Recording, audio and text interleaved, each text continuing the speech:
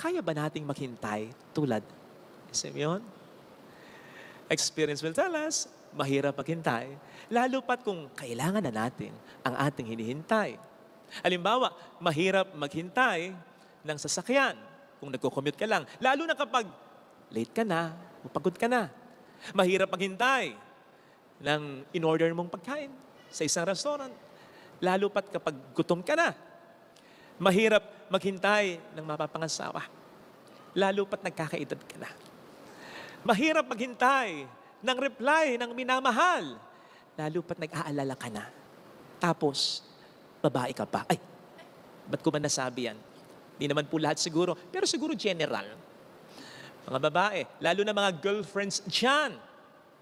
O di ba? Hindi man kayo makapag-reply sa boyfriend nyo, say, mga 3 oras, dahil busy kayo, nakatulog kayo. Oras na mag-reply kayo sa boyfriend niyo, sabihin niyo, ay, sorry honey, nakatulog lang. Sorry babe, sorry honey. Sigurado, okay lang yun sa boyfriend niyo. Magre-reply ng ganito. Okay babe, medyo nag-alala lang konti. Love you. Ganyan kadali. Ganyan kasimple. Ganyan kaikli.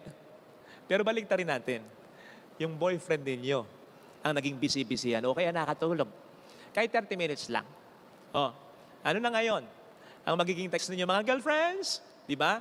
Sabihin niyo muna, babe, babe, hanggang sa, babe, hanggang sa, sabi na nga, babe, sarili ko lang naman ang sinisiksik ko sa iyo eh.